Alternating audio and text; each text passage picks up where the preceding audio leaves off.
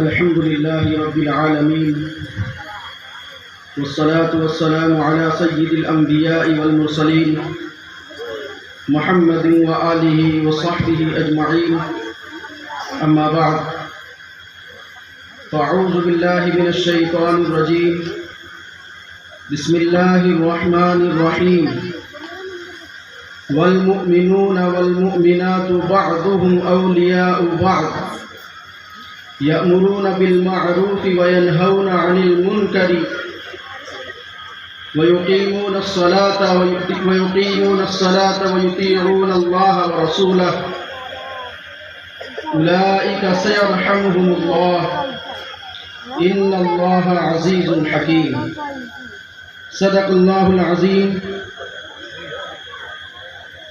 قابل صد احترام حضرات، اساتذہ اکرام، محترم و مکرم علماء اکرام اور عزیز بھائیوں،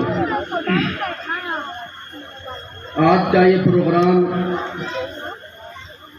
ختم قرآن کے نام سے منعقد کیا گیا ہے۔ اللہ سبحانہ و تعالیٰ کا بڑا احسان و فضل ہے کہ اللہ تعالیٰ نے ہمارے اس علاقے کو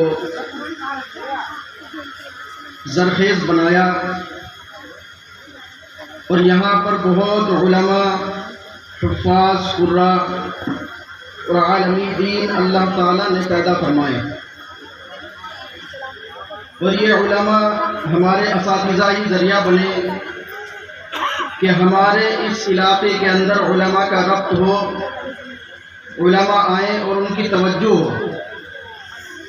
جس کی وجہ سے مدرسے قائم ہوئے، مکاتب قائم ہوئے، اور آج ہمارا علاقہ ایک مسلم علاقہ نظر آتا ہے،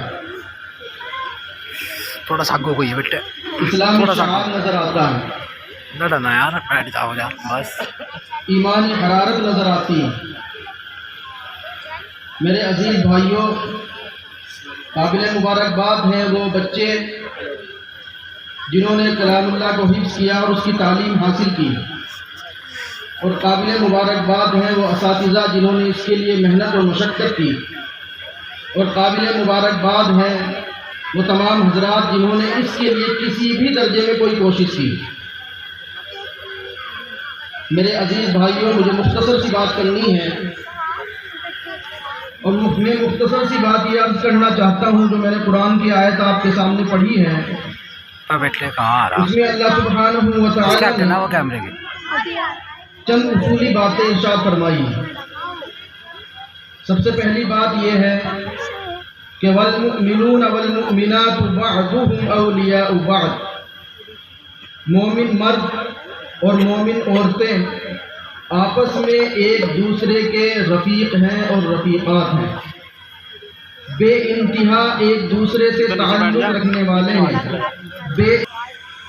اور ایسا بھائی بنایا کہ انہوں نے اپنی جائیداد بھی ایک دوسرے میں تقسیم کر دی، ایک مضبوط پختہ بھائی چارہ قائم کیا۔